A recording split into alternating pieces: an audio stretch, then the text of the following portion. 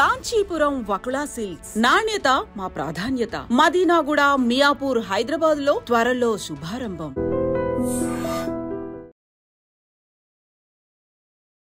అందరికీ నమస్కారం. నేను Swarupa Potlapalli. Welcome to trending topic.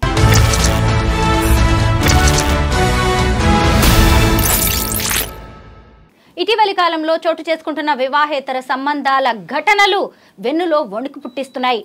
వేరే వ్యక్తితో వివాహేతర సంబంధం పెట్టుకుని క్షణిక సుఖం కోసం ఎదుటి వాళ్ల ప్రాణాలు తీయడానికి కూడా వెనకాడట్లేదు. ముఖ్యంగా కట్టుకున్న వాణ్ణి, కన్న బిడ్డల్ని చంపేయడానికి కూడా ప్రయత్నిస్తున్న సంఘటనలు ఈ మధ్య కాలంలో అనేకం బయటకు వస్తున్నాయి. వరంగల్ జిల్లాలో చోటు చేసుకున్న డాక్టర్ సుమంత్ రెడ్డి వ్యవహారం, అలాగే మహబూబాబాద్ లో చోటు చేసుకున్న ఒక తల్లి ఇద్దరు బిడ్డల్ని చంపడానికి ప్రయత్నించిన వైనం, అలాగే విశాఖ జిల్లాలో చోటు చేసుకున్న వివాహేతర సంబంధం వల్ల పక్కింటామె చూసిందని ఆమెను చంపడానికి ప్రయత్నించిన ఇన్సిడెంట్, ఇలా ప్రతిదీ కూడా అసలు ఏంటి, మన సమాజంలోనే ఉన్నామా, మనుషుల మధ్య ఉన్నామా, అసలు వాళ్ళు మనుషుల రాక్షసుల అనే అనుమానాలను తలెత్తిస్తున్నాయి. ప్రస్తుతం నాతో పాటు అడ్వకేట్ సుభాష్ని గారు ఉన్నారు. ఆవిడతో మాట్లాడి ఈ ఇల్లిసిట్ అఫైర్స్ విషయంలో లీగల్ గా ఎలా ప్రొసీడ్ అవ్వచ్చు, లా ఏం చెబుతోంది, ఇలా అనేక విషయాలను తెలుసుకుందాం. మేడం నమస్తే. నమస్తే అండి. ముందుగా మనం సుమంత్ రెడ్డి ఇన్సిడెంట్ గురించి మాట్లాడుకుందాము. ఇద్దరిది కూడా లవ్ మ్యారేజ్. ఫ్లోరా మరియా అనే ఆమెను ఇష్టపడి పెళ్లి చేసుకున్నాడు 8 ఏళ్ల క్రితం. ఆ తర్వాత ఆమె జిమ్ కి వెళ్తున్నప్పుడు 3 ఏళ్ల క్రితం జిమ్ ట్రైనర్ శామ్యూల్ తో ఆమెకు ప్రేమ, ఆ తర్వాత అది వివాహేతర సంబంధానికి దారితీసింది. ఇక అక్కడ ఎందుకు అని చెప్పి ఇద్దరు వరంగల్ కి కూడా షిఫ్ట్ అయ్యారు. అయినా కానీ వీళ్ళ రిలేషన్ కొనసాగుతూనే ఉంది. అంతేకాకుండా ఆ సుమంత్ రెడ్డిని అడ్డు తొలగించుకోవాలి అని ఈ flora Mariya gym trainer Samuel అలాగే తన ఫ్రెండ్ అయిన ఏఆర్ కానిస్టేబుల్ రాజుతో కలిసి మర్డర్ అటెంప్ట్ చేసింది. అసలు ఇప్పుడు చావు బతుకుల మధ్య ఉన్నాడు సుమంత్ రెడ్డి. మీరు ఏం చెప్తారు ఈ ఘటన మీద? చాలా అంటే దురదృష్టకరం అండి. ఇలాంటి అంటే మనము ప్రోత్సహించవలసిన అవసరం లేదు. ఎందుకంటే అది స్త్రీ అయినా పురుషుడైనా ఒక క్రిమినల్ యాటిట్యూడ్ని నువ్వు వ్యక్తపరుస్తున్నావు అంటే చట్ట వ్యతిరేక విధానాన్ని నువ్వు అవలంబిస్తున్నావు. ఎందుకంటే నీ సుఖం కోసం ఇతరులను చంపడం ఎందుకు? నీ సుఖం కావాలి, నీకు అతనితో ఉండాలని లేదు. Why don't you file a case in the court? కోర్టులో ఎందుకు ఫైల్ చేయలేదు? ఈ ఫ్లోరా మరియా గురించే మాట్లాడదాం. ఎస్ అండి. ఆమెకు అవసరం లేదు, భర్తతో ఉండాలని లేదు, భర్తతో విభేదాలు వచ్చినాయి, ఇతరులతో సంబంధం పెట్టుకున్నప్పుడు అప్పుడు ఆమె కోర్టులో కేసు ఫైల్ చేయాలి కదా. మళ్ళీ ఎందుకు ఫైల్ చెయ్యరు అంటే భర్త ఆస్తి కావాలా, మళ్ళీ పైగా సమాజం ముందు బాగుండాలి కదా, ఈవిడ సింపతి రావాలి కదా, భర్త పోయాడు పాపం యాక్సిడెంట్ లోనో ఎలాగో అని సింపతి రావాలి, ఆయన ఆస్తి రావాలి, మళ్ళీ ఎలాంటి ఇబ్బంది లేకుండా తనకి ఇష్టమైన వాళ్ళని పెళ్లి చేసుకోవాలి. డివోర్స్ తీసుకుంటే ఇవన్నీ జరగవు కదా. చూసారా వీళ్ళ ఆలోచనలు? అంటే సమాజము ఒకవైపు మంచి జరగాలని మనం ఆలోచిస్తున్న తరుణంలో ఈ అధునాతనమైన టెక్నాలజీ ఉన్న పరిస్థితులని గమనించినట్టయితే నీవు నీ ఆరోగ్యరీత్యా బాగుండాలి, నువ్వు జిమ్కి వెళ్ళినావు, జిమ్ చేసుకొని రావాల్సిన అవసరం నీది. అక్కడ మాట్లాడితే మాట్లాడిండ్రు, కానీ అది ఇల్లిసిట్ రిలేషన్షిప్కి దారి తీయడం మూలాన అంటే నీ కోరికని నెరవేర్చుకోవడానికి భర్త పైన అఘాత్యం తలపెట్టడం ఇప్పుడు ఆయన ప్రాణానికి హాని వచ్చింది. అంటే ఒక స్త్రీని నువ్వు ఏ విధంగా ప్రొజెక్ట్ చేస్తున్నావు అంటే స్త్రీ చాలా అంటే ఉన్మాదమైన ఒక ఆలోచనలతో ఉన్నది.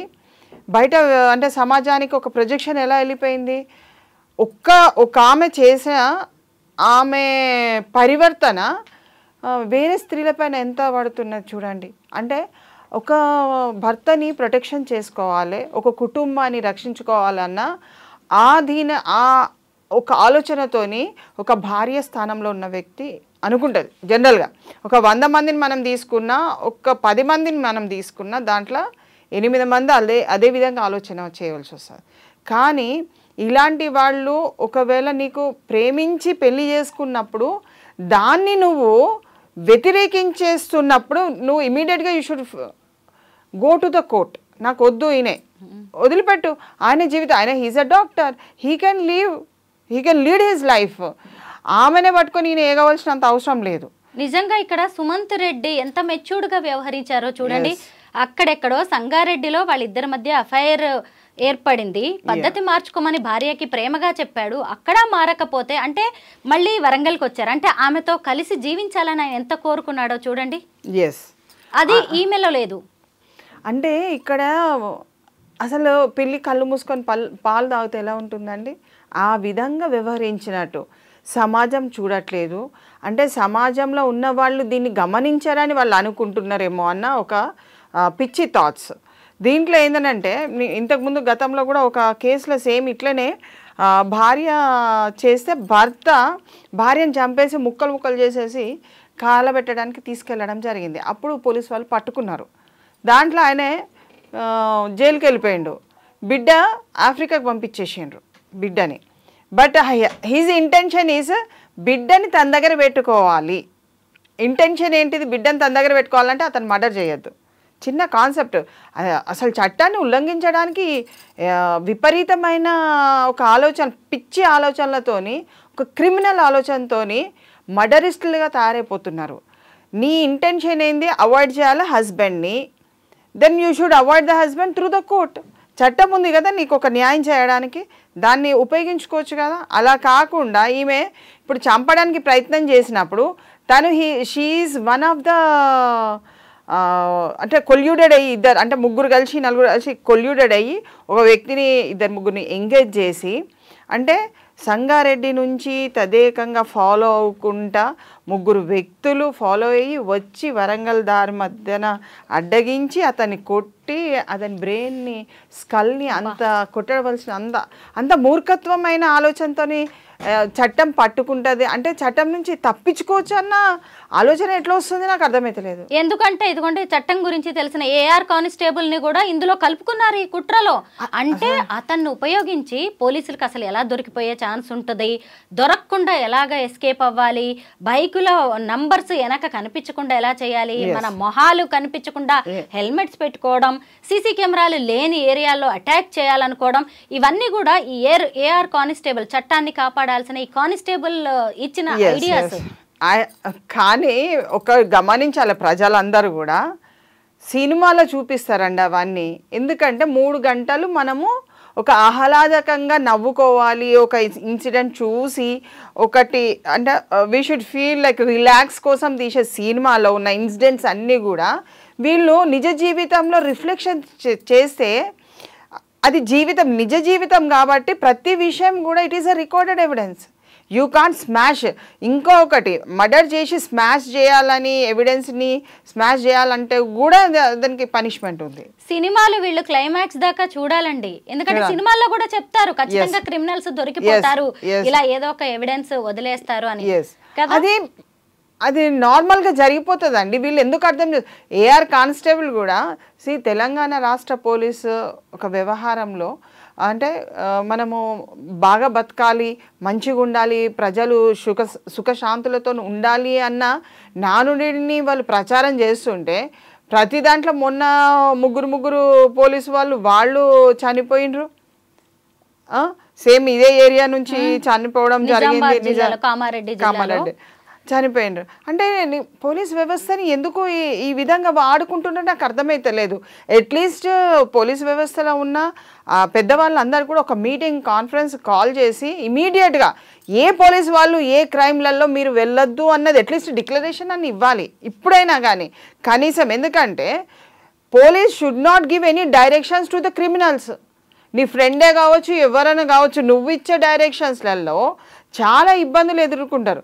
మాకు ఎవరైనా అడ్వకేట్స్ మమ్మల్ని ఒకవేళ అడిగింది అనుకోండి, ఇది ఇలా అయితే ఎలా అవుతుంది, వాడిని చంపేయాలండి, లేపేసేయాలని అంటే మేము ముందే చెప్పేస్తాం, బాబు అలాంటిది ఉంటే నువ్వు మా దగ్గర రావద్దు.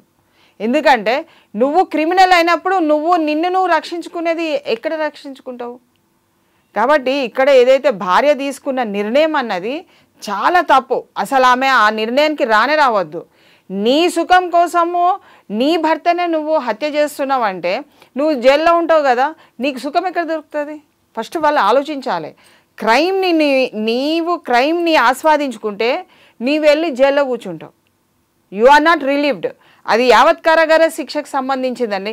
ఇంకా ఇప్పుడు అతని ప్రాణాలు కూడా విషమంగా ఉన్నాయి, చాలా క్లిష్ట పరిస్థితిలో ఉన్నాడు అబ్బాయి.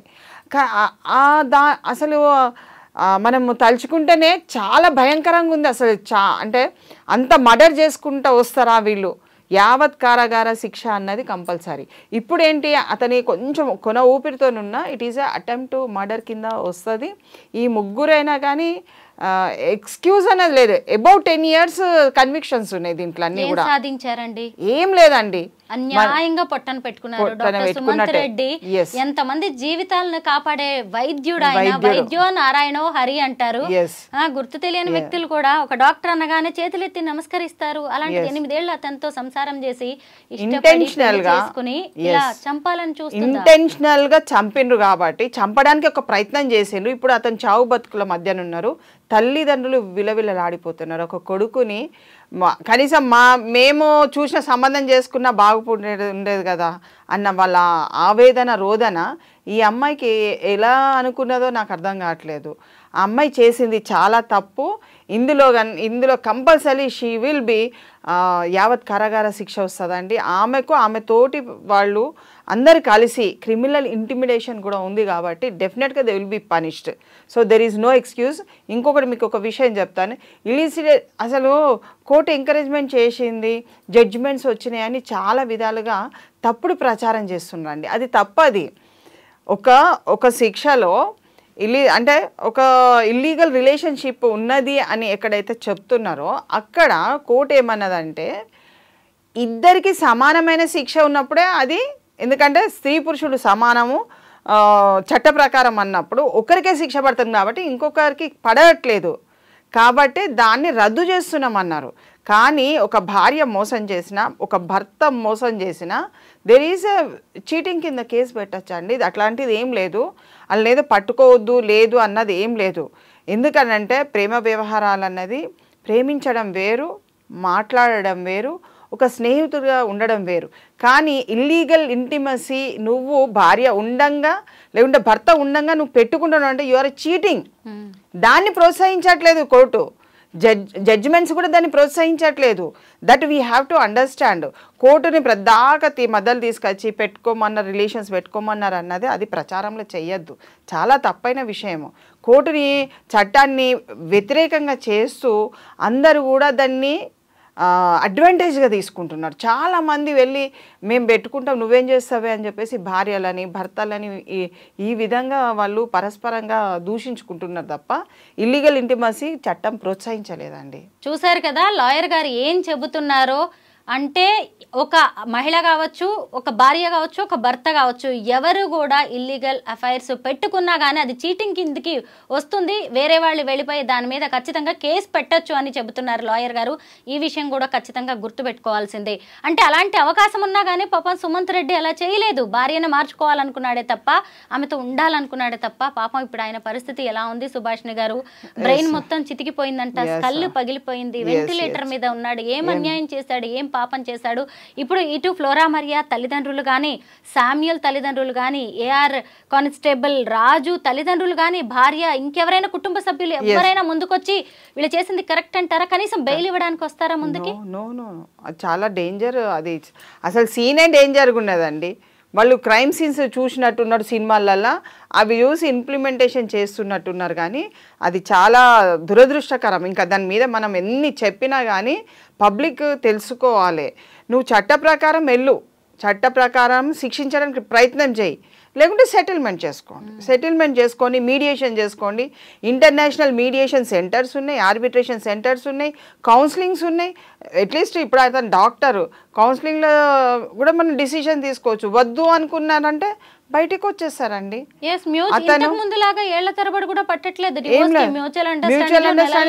మ్యూచువల్ గా కూడా మీరు కన్సెంట్ డైవర్స్ తీసుకోవచ్చు. ప్లస్ ఏంటంటే అతను ఎక్కడైతే నిర్ణయం 8 సంవత్సరాల తర్వాత ఒక నిర్ణయం తీసుకున్నాడో పోనీ పాపం అన్న నిర్ణయానికి అతను బలైపోయాడు. కాబట్టి అది కూడా తీసుకోవద్దండి. ఇద్దరికి సయోగ్యం లేదు, వద్దు అనుకున్నారంటే వెళ్ళిపోవాలి. అంతేగాని ఇంకోరి ప్రాణానికి హాని తలపెట్టే ప్రయత్నం చేయొద్దు. ఈ ఫ్లోరా మరియా అనే ఆమె వరంగల్లోని రంగసాయిపేట డిగ్రీ కాలేజీలో లెక్చరర్గా పనిచేస్తుంది. అంటే ఎంతమందికి విద్యాబుద్ధులు నేర్పిస్తున్నామే, ఎంత తప్పుదోవ పట్టింది క్షణిక సుఖం కోసం, వివాహేతర సంబంధం కోసం. అయితే ఇదే టైంలో మనం మహబూబాబాద్ జిల్లాలోని ఒక తండాలో జరిగిన ఇంకో ఇన్సిడెంట్ గురించి కూడా మాట్లాడుకోవాలి. ఉషా అనే ఆమె భర్త 4 నెలల క్రితం అనుమానాస్పద స్థితిలో చనిపోయాడు. అంటే ఈమెకి వేరే వ్యక్తితో వివాహేతర సంబంధం ఉంది. అంటే అనుమానాస్పదంగా చనిపోయాడంటే ఇక మనం చెప్పక్కర్లేదు. పైగా ఈమెకి తన సుఖానికి పిల్లలిద్దరూ అడ్డం వస్తున్నారని చిన్న పిల్లలు నిత్య, వరుణ్ తేజ్ కి విషం ఇచ్చిందండి. ఆ నిత్య అనే అమ్మాయి చనిపోయింది. వరుణ్ తేజ్ పరిస్థితి కూడా చాలా డేంజర్ లో ఉంది. ఇలాంటి మహిళలను ఏం చేయాలి సుభాష్ని గారు? కోర్టు ఏం చెబుతోంది వీళ్ళ గురించి? వీళ్ళు యాక్చువల్గా ఏంటంటే వీళ్ళు ఒకవేళ కావాలి డైవర్స్ అంటే వాళ్ళు ఇచ్చేయచ్చండి. ఈవెన్ ఇప్పుడు వాళ్ళకి తండా అక్కడ ఉన్న వాళ్ళకి చాలా పెద్ద పంచాయతీ పెద్ద మనుషులు ఉంటారు. ఖాళీ కూర్చొని పెద్ద మనుషులు సంతకం పెట్టినంటే ఇట్ ఈస్ యాక్సెప్టబుల్ డైవర్స్. చాలా వాళ్ళకు ఒక అది చాలా బ్రహ్మాస్త్రం లాగా వాళ్ళకు ఒక అధికారం అన్నది చట్టపరంగా ఉన్నది. అయినప్పటికీ వాళ్ళు వద్దు అని అనుకుంటే యు గో విత్ ద కోర్టులో కూడా మీరు వద్దు అనుకుంటే మిమ్మల్ని ఎవరు కలిపేది ఏం లేదు. అక్కడ మీడియేషన్ చేసి సెటిల్మెంట్ చేసుకొని బయటికి రావచ్చు. ఇద్దరు పిల్లల్ని ఈమె తల్లిదండ్రులు చూసుకుంటారు. ఈ పిల్లలు తల్లిదండ్రులకు అంటే అమ్మమ్మలకు కానీ గ్రాండ్ ఫాదర్ గ్రాండ్ మదర్ వాళ్ళకి ఎవరికి బరువు కాదండి. కొంచెం పిడికడ అన్నం పెడితే పిల్లలు పెద్దగా అయిపోతారు. అలాంటి పిల్లల్ని నువ్వు కూల్ డ్రింక్స్లో విషం పెట్టి వేయడం ఏందని నీకెవరు అధికారం ఇచ్చిండ్రు? నువ్వు కన్నావు కానీ భూమి మీద నువ్వు కనక ముందు భూమి మీద పడక ముందే నీ గర్భంలో ఉన్నప్పటి నుంచే చట్టం నేను రక్షిస్తుందండి. అది మనం తెలుసుకోవాలి. The beauty of our law is నీ గర్భంలో ఉన్న శిశువులని రక్షించే కర్తవ్యము చట్టానికి ఉన్నది. అబార్షన్స్ కానివ్వండి, ఇది భర్త కూడా అబార్షన్ చేయించే హక్కు లేదు. కొన్ని క్రమంగా న్యాచురల్గా అయితే అది ఏం చెప్పలేం కానీ అన్యాచురల్గా మాత్రం నువ్వు ఏ వ్యక్తి చెయ్యరాదు. అంటే నువ్వు గర్భంలో ఉన్నప్పటి నుంచే నువ్వు చట్టబద్ధంగా బ్రతుకుతున్నావు కాబట్టి నువ్వు గర్భం తర్వాత నీకు పిల్లలు పుట్టి భూమి మీద పడ్డ తర్వాత మానవ ధర్మంతో అమ్మమ్మలు కానీ నానమ్మలు కానీ ఎవరైనా ఒకరు పెంచుకుంటూ పోతారండి. నువ్వు అవి వదిలిపెట్టి నీకు మానవ ధర్మాన్ని వదిలిపెట్టి మానవ విలువల్ని వదిలిపెట్టి మానవం వదిలిపెట్టి ఒక కసాయిగా నువ్వు వాళ్ళ గొంతును కోస్తున్నావనంటే నువ్వు అతనితో ఈరోజు ఎలా జీవించగలుగుతావు? నిన్ను కోర్టైనా పనిష్మెంట్ ఇస్తుంది కదా, రేపు యావత్ కారాగార శిక్ష ఇవ్వచ్చు, నువ్వు జీవితాంతం జైల్లోనే ఉండిపోతావు, అతనితో నువ్వు సంసారం ఎందుకు చేస్తావు? అది అంటే దుర్బుద్ధి. వాళ్ళు ఏంటంటే వ్యక్తితో ఉన్నప్పుడు ఒక ఆలోచన వస్తుంది, అరే మన ఇద్దరం కలిసి ఉంటే సూపర్ ఉంటుంది కదా అని వాళ్ళు ఏదో ఆలోచన చేస్తారు.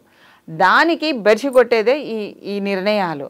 ఇద్దరి ప్రాణాలను బలికొన్నావు అని అంటే 3 ప్రాణాలు, ఒక్కటి కూడా రాదు, 3 ప్రాణాలు నువ్వు బలికొన్నావు అంటే ఆడెవడో రేపు నీతో ఉండేటోడు కాదు. ఫస్ట్ ఆఫ్ ఆల్ ఇప్పుడు నువ్వే విషం ఇచ్చినట్టయితే తేలిపోయింది, ఆమె విషం ఇచ్చినట్టు తేలిపోయింది, దాన్ని ఇంకా ఆమె జైలుకు వెళ్తుంది.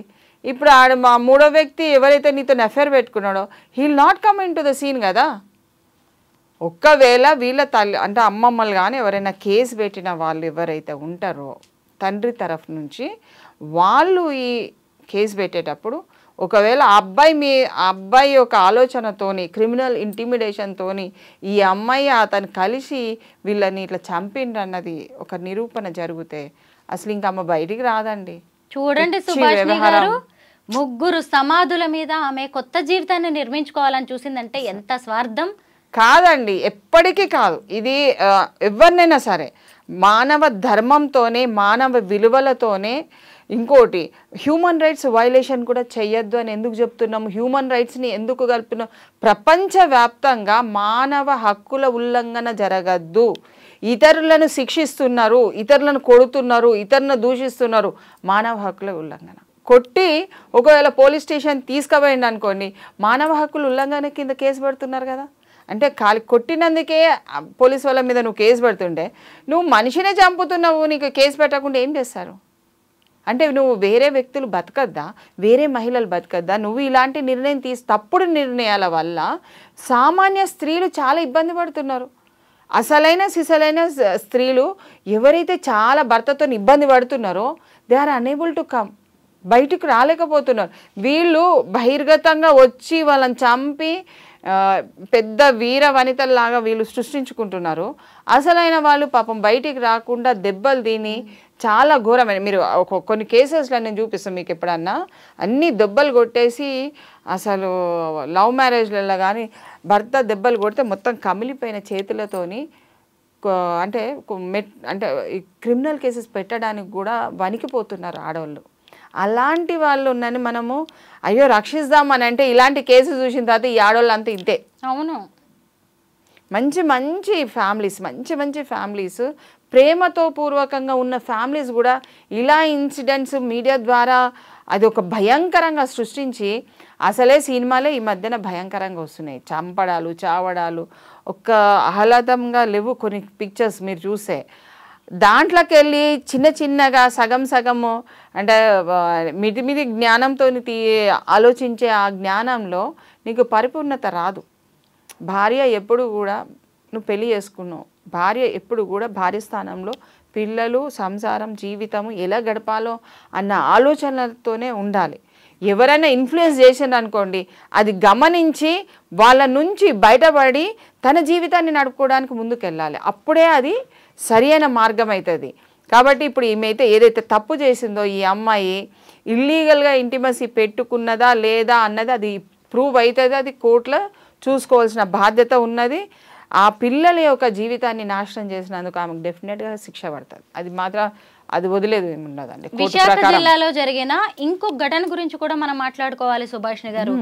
ఎందుకు అంటే ఆ విశాఖ జిల్లాలో ఒక సరిత అనే ఆమె వేరే వ్యక్తితో ఇలాగే తెరచాటు భాగవతం మొదలుపెట్టింది. హస్బెండ్ ఆఫీస్కి వెళ్ళడం, పిల్లల స్కూల్కి వెళ్ళడం, ఈ ప్రియుడు ఇంటికి రావడం. ఇది పక్కింటి ఆవిడ కొద్ది రోజులుగా చూస్తుంది.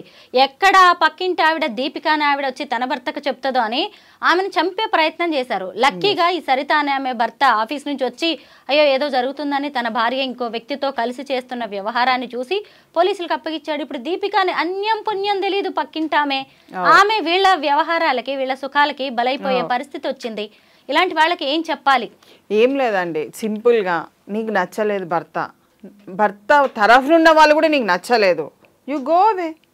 సింపుల్గా డైవర్స్ ఇచ్చి నీ డబ్బుల కోసమే చూసుకుంటూ డబ్బులు వీళ్ళ దగ్గర నుంచి వస్తాయి అనుకుంటే కొంతమంది డబ్బులు ఇవ్వడానికి రెడీగా ఉన్నారు, వాళ్ళు డబ్బులు తీసుకొని వెళ్ళిపోవచ్చు.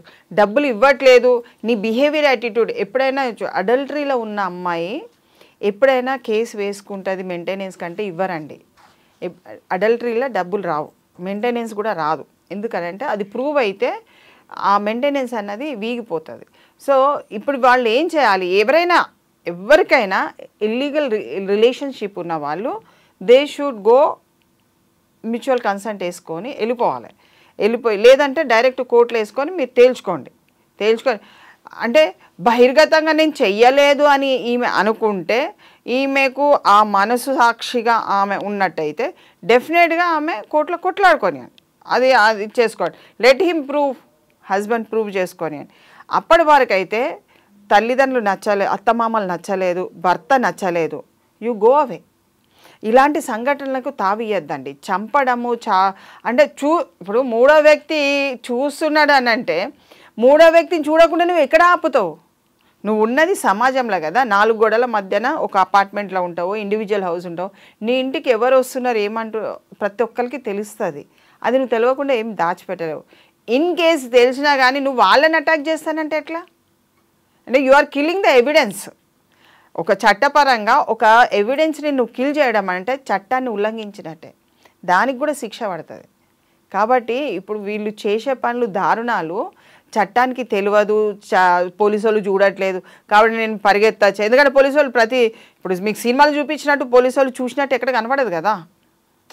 ప్రతి ఒక్కరు ఏమనుకుంటారంటే నేను పుట్టినప్పుడు పోలీసు వాళ్ళు రాలేదు, నేను పెరుగుతున్న కొద్ది పోలీసు వాళ్ళు రాలేదు, నేను పండుగలు చేసుకునేటప్పుడు పోలీసు వాళ్ళు రాలేదు, కోర్టు రాలేదు, నేను పెద్ద ఫంక్షన్లో పెళ్లి చేసుకునే టైం కూడా పోలీసు వాళ్ళు కానీ కోర్టుకు కానీ వ్యవహారం అన్నది తెలియదు. సడన్గా నాకు ఈ పోలీసు వాళ్ళు అందరు ఎంట్రీ అవుతారు, కోర్టు ఎంట్రీ అవుతుందంటే నేను అనేది అదే, నువ్వు కడుపులో ఉన్నప్పటి నుంచే ఈ చట్టానికి లోబడి బ్రతుకుతున్నావు. లోబడి బ్రతకాలి, ఇదే మన చట్టం. ఇంతకంటే మించిన చట్టం లేదు.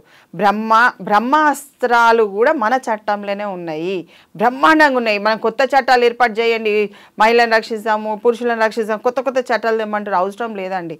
చాలా చట్టాలు ఇందులో బ్రహ్మాండంగా ఉన్నాయి. ప్రొటెక్షన్ చేసుకోవాలి. ఎవరు బాధితులైతే వాళ్ళు రక్షణార్థనకయ్యే ఇవి చట్టాలు ఉన్నాయి. ఎవరైతే వాళ్ళు చట్టాన్ని వాళ్ళ దిక్కు తిప్పుకోవడానికి తప్పుగా వ్యవహరిస్తున్న వాళ్ళు ముందుకు వస్తున్నారు. సుభాష్ని గారు, ఇప్పుడు మనం మాట్లాడుకున్న వరంగల్ జిల్లాలో జరిగిన డాక్టర్ సుమంత్ రెడ్డి ఇన్సిడెంట్, మహబూబాబాద్ జిల్లాలో జరిగిన ఉషా ఇన్సిడెంట్, విశాఖ జిల్లాలో జరిగిన ఈ సరిత ఇన్సిడెంట్, ఇవన్నీ కూడా వారం రోజుల వ్యవధిలోనే జరిగాయి. మహిళలేంద్ర బాబు ఇలా తెగబడుతున్నారని సాటి మహిళలే అసలు ఏం మాట్లాడలేని పరిస్థితి వచ్చింది. అలాగే మీర్పేట మర్డర్ కూడా తెలిసిందే కదా. అసలు గురుమూర్తి అనే వ్యక్తి తన భార్యని ఎంత దారుణంగా చంపేశాడు. ఆయన ఆర్మీలో ఉన్నప్పుడు ఆమె ఎవరితోనో క్లోజ్ ఒక అనుమానం, మళ్ళీ ఆయనకి ఇంకెవరితోనో ఫైర్ కారణంగా భార్యని చంపేసి ముక్కలు చేసి ఆధారాలు దొరకకుండా మరి ఇంత ఒక వ్యక్తిని చంపి వాళ్ళకి జీవితం లేకుండా చేసే వ్యక్తులు అసలు బతికుండగానే సంసారాన్ని నిలబెట్టుకోవాలనే ఆలోచన ఎందుకు చేయట్లేదు? క్రూరత్వం అన్నది అది పోషించేస్తున్నారు. క్రూరత్వం అన్నది తగ్గిపోవాలి. మనుషుల్లో క్రూరత్వం రాకుండా ఉండడానికి యోగా ఇవన్నీ మెడిటేషన్ ఇవన్నీ చేస్తున్నారు. ఈ మధ్య కాలంలో మీరు ప్రైమ్ మినిస్టర్ నుంచి కింది స్థాయి వరకు ప్రచారం జరుగుతుంది, గ్లోబల్లో ప్రచారం జరుగుతుంది. క్రూరత్వం అనేది ప్రతి మనిషిలో ఉంటుందండి. కానీ ఆ క్రూరత్వం అన్నది మనిషి బాగుపడడానికి ఉపయోగించుకోవాలి, కానీ అవతల వ్యక్తి మనిషిని నాశనం చేయడానికి, మర్డర్ చేయడానికి అది పనికిరాకూడదు. అది ఏమన్నా మన లైఫ్ని మనం బాగు చేసుకోవాలి, అభివృద్ధి వైపు వెళ్ళాలి, ఈ దేశం కోసం నా ప్రాణాలు అర్పించాలి, అది కాన్సెప్ట్ ఉండాలి. నన్ను నేను రక్షించుకున్నా అంటే దేశాన్ని రక్షించుకున్నట్టే కదా. నన్ను నేను పరిసరాల నుంచి క్రూయల్గా, ఇంటెన్షనల్గా క్రిమినల్ యాక్ట్ మీద నా ఆలోచన రావద్దు. నేను మనిషిని, నేను మానవత్వంతో బ్రతకాలి, మానవ విలువలతో బ్రతకాలి, సమాజ నిర్మాణం కోసం బతకాలి, దేశం కోసం బతకాలి. నా ఉన్నతి ఎక్కడ ఉంటుందో నా దేశం అక్కడ ఉంటుంది. ఆ భవిష్యత్తు నిర్మాణం అన్నది ప్రతి వ్యక్తిలో ఉండాలి. చట్టాన్ని ఉల్లంఘించద్దు. చట్టమైన రాజ్యాంగమైన నువ్వు బ్రతకమ్మని 21 ఆర్టికల్ చెప్తున్నది. స్వేచ్ఛగా బతుకు, మంచిగా మాట్లాడు, ఫ్రీడమ్ టు స్పీచ్. అట్లానే అందరి మీద వినాశనం చేయడానికి కాదు. We're there to protect law. సుభాష్ని గారు, నైతికంగా సమాజపరంగా చూసినప్పుడు ఈ వివాహేతర సంబంధాలు అనేవి ఖచ్చితంగా తప్పే. ఎందుకంటే ఓ పెద్దలు దగ్గరుండి, లేదంటే ఇద్దరు వ్యక్తులు ఇష్టపడి లవ్ మ్యారేజ్ అయినా చేసుకుని ఉండొచ్చు, పెద్దలు కలిసి చేసిన అరేంజ్డ్ మ్యారేజ్ అయినా కావచ్చు. వాళ్ళు కలకాలం కలిసి ఉండాలనే ఎవరైనా కోరుకుంటారు. అంటే వాళ్ళ ద్వారా ఓ ఇద్దరు పిల్లలో ఇంకొక తరమో డెవలప్ అవ్వాలి, ఇటు వెనక ఉన్న తల్లిదండ్రులను చూసుకోవాలి, ఒక అద్భుతమైన సమాజ నిర్మాణం జరగాలి అనేది మన పెళ్లి వెనక ఉన్న ఒక పరమార్థం. సరే, వాటన్నిటిని హార్మోన్స్ బ్యాలెన్స్ కావచ్చు, లేదంటే ఎదుటి వ్యక్తులను చూసి కలిగిన వ్యామోహం కావచ్చు, వాటన్నిటి వల్ల ఈ వివాహేతర సంబంధాల వైపు వెళ్తున్నారు. లీగల్గా వివాహేతర సంబంధాలు తప్ప ఒప్ప? తప్పేనండి, తప్పే. అది నువ్వు చీటింగ్ కేసు కింద పెట్టచ్చు, ఇంకా వేరే కేసెస్ కూడా నువ్వు టేకప్ చేసుకోవచ్చు. నిన్ను నువ్వు రక్షించుకోవడానికి అనేక విధాలుగా చట్టాన్ని నువ్వు ఆశ్రయించవచ్చు, కానీ చట్టాన్ని ఉల్లంఘించి మనిషిని చంపకూడదు. అదే ధర్మం. చాలా క్లియర్గా చెప్పేశారు ఈరోజు అడ్వకేట్ గారే. ఎందుకు అంటే వివాహేతర సంబంధం కూడా న్యాయపరంగా, కోర్టుల పరంగా, న్యాయమూర్తుల పరంగా ఏ విధంగా చూసినా కానీ తప్పే. ఎందుకంటే నిన్ను నమ్మి ఒక రిలేషన్లోకి వచ్చిన వ్యక్తిని నువ్వు మోసం చేస్తున్నట్టే. చీటింగ్ కేసు పెట్టే అవకాశం ఉంది. అలాగే మీ సుఖం కోసమని అన్యం పుణ్యం తెలియని మీ జీవిత పార్ట్నర్ని కావచ్చు, లేదంటే మీ కడుపున పుట్టిన పిల్లల్ని, లేదంటే చూసారనే ఒక చిన్న కారణంతో పక్కింటి వాళ్ళని వీళ్ళని చంపాలని చూడడం మాత్రం అసలు ఎవ్వరూ ఆమోదించేదే కాదు. వివాహేతర సంబంధాల విషయంలో ఖచ్చితంగా జాగ్రత్తగా ఉండండి. Thank you so much Subhashini garu. Thank you.